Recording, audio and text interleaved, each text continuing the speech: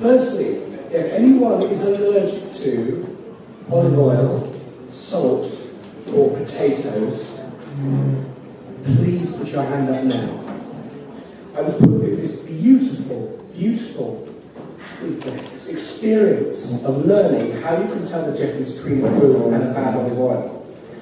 It's called hot potato test, and I've staked my reputation on the next 15 to 20 minutes. So I would like to invite the CEO of Gaea, Mr. Aris, to come and go through a hot potato test. Aris. Hello. I'll be quick, yes, I know. Got the message. Also, if you have allergy to oregano, you should also leave the reply. Okay, where does the world's best olive oil come from? Come on. Greece, yes. Anybody would say Italy? Varun touched upon that, yes. We have one vote for Italy. Spain? Spain, there you go. Chile, Australia, California, Croatia. Great olive oil comes from Croatia as well. Well, let me help you a little bit with the myth. Let me take you to the next step. Let me tell you first of all what we, all people living in the Mediterranean area, believe. Whether we are Italians, whether we are Spaniards or Greeks, we are absolutely and totally convinced that the best olive oil in the world is not Greek, Italian or Spanish, it's my village's olive oil. My village's olive oil is the absolute best. Now, the real truth is that using best practices with a good climate and a good olive variety, you can have an exceptional olive oil from any part of the world. You can get super quality olive oil as you get exceptional wines from any part of the world. So, why do we Greeks say that we have the best olive oil in the world? There are three reasons for that. First of all, because 80% of our production is extra virgin. Extra virgin is the fresh juice of the olive. Imagine you have a lemon tree, you pick the lemon, you squeeze the lemon, you have the fresh juice of the lemon. So extra virgin olive oil is the fresh juice of the olive. And 80% of the Greek production is extra virgin, which is the top quality grade. The equivalent percentage in Italy is 50%, and in Spain is just 20%. So it is more likely that you will get an exceptional high quality olive oil here in Greece than in any other part of the world. Reason number two, we know olive oil better. Why? Because we consume more. And these are, by the way, these are not Greek statistics. So we consume more. 17 liters per person per annum in Greece, it's 11 in Spain, 9 in Italy, 1.5 in France, Northern Europe below 1. We use olive oil everywhere, in breakfast, in lunch, in dinner, starter, main course, dessert. And third, and most importantly, and this I think will tie also with today's event, olive oil is an ancient luxury and has been part of our food and our culture for 4,500 years. No other nation in the world has such a rich history and culture in olive oil, starting from the first world olive press that was found on the island of Crete, 2,500 before Christ. And then looking into our history, you can see it being a very important part of our nutrition. But not only that, in social life, in medicine, Hippocrates, as a cosmetic, as the first prize for professional games. The Panathenian Games were professional games. The winner could win the olive oil for a year for his family. The Olympic winners in the Olympic Games were crowned with an olive branch. And then if you look into the modern Greek history, again, it's not only part of our food. In the christenings, in all the ceremonies, in our culture, everywhere, olive oil dominates everywhere. Okay, now let's talk a little bit about olive oil. How can we find out if our olive oil is good? If we were professional olive oil tasters, what we should be looking at? What are the characteristics of olive oil?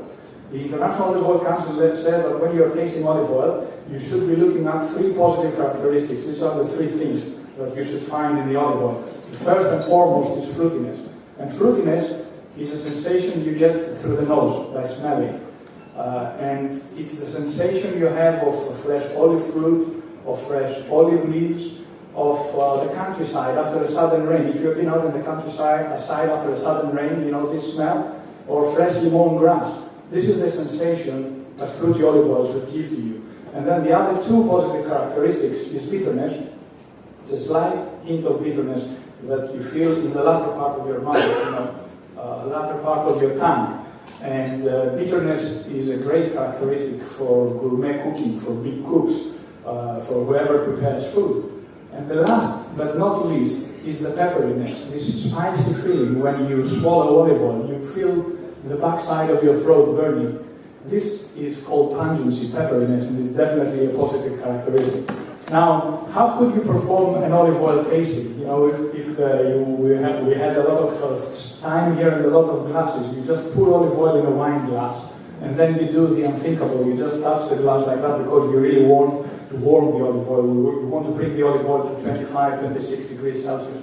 With your other hand, you should keep the glass closed because the aromas, you don't want them to evaporate.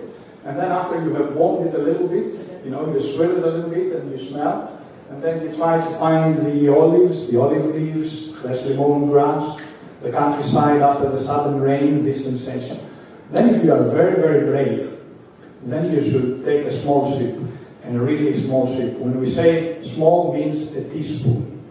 And the reason it shouldn't be more than a teaspoon, because if the olive oil is really of exceptionally high quality, it will burn your throat. And if you take more than 5 ml, you will start coughing, and it's not going to be the most pleasant experience, although you have tasted the highest quality of olive oil. Now, of course, this sounds a little bit difficult for consumers. When you tell them these things, they start getting a little bit nervous. How am I going to do that? So therefore, we have devised a test, which is very easy, and it is infallible, and this is what we will be doing shortly. But before we go into that, let me explain to you about this peppery feeling, this burning of the throat. You know, several years, 2 years ago, a professor in Philadelphia, he was a biologist, he was doing all of his life tests with ibuprofen, I hope I'm saying it correctly, which is Advil, you know, the strongest anti-inflammatory pill in the world. And as he was testing ibuprofen one day after he has exhausted all kinds of tests, he said, now I'm going to taste it. So he swallowed ibuprofen, it was tasteless. But as he was swallowing it, it started burning his throat. So then after 3 months, out of a total coincidence, he tasted olive oil. And he felt that somehow the burning of the throat was similar. So he carried research at the University of Philadelphia and found a substance in olive oil called oleocanthal. And oleocanthal has exactly the same pharmaceutical properties like ibuprofen, which means if you are a Greek, you use 50 ml of high-quality extra virgin olive oil in your daily diet. You are taking, in a totally natural way, through your nutrition, 10% of Advil, a very strong anti-inflammatory substance, through your nutrition. So this is the burning of the throat. The bitterness is also another very, very strong antioxidant and anti-inflammatory substance. Now let's go back to the hot potato test. I need a hot potato here as well. All of you have a small bottle of olive oil. This is more or less the size for a medium-sized potato. I can see here we have half a potato, so we won't be using it all. And the hot potato test goes like this. It's very simple. You just open the bottle. I will be repeating that because it will take a little bit of time for all of you to have a potato. And put a little bit of olive oil on top. And then the hot starch of the potato releases all the aromas of the olive oil. So if the potato is really steaming hot and you put the olive oil, then you just have to smell. Just smell and try to detect fresh olive leaves, fresh olives, freshly mown grass, the countryside after the sudden rain. This is the kind of sensation that you should get. The test is infallible. If this was a medium or low quality olive oil, the smell would be heavy. Heavy and unpleasant. You don't need to be an olive oil expert to detect. Then you just take a knife and a fork, you cut a little bit of the potato, and then you start pressing with the fork. You may need a little bit more olive oil to make the pressing easier.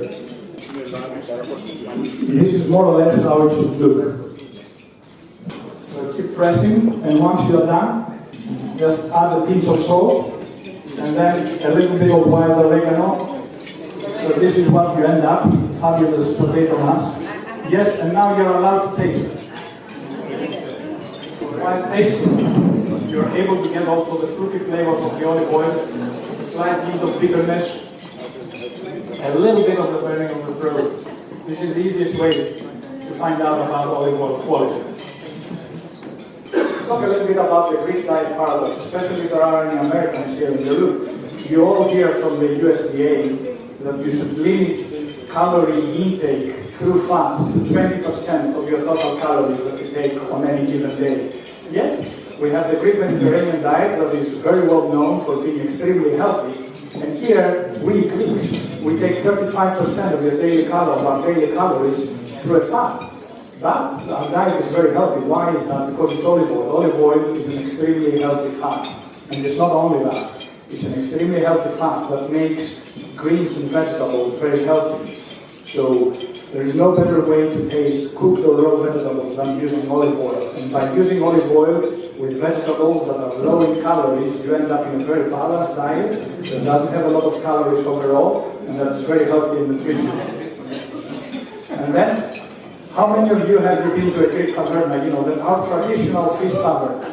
We bring the fish, and then we sprinkle olive oil on top of it. And we do this by tradition. But modern research recently in the US has discovered, you know, all of you know, of course, about the omega-3 and how important the omega-3 are. That if you sprinkle extra virgin olive oil on top of a fish that is rich in omega-3, you help your body's metabolism absorb twice as much omega-3 as if you have eaten the fish without the olive oil. So there you go. Traditional wisdom is proven by modern science as being the ideal way of eating great fish.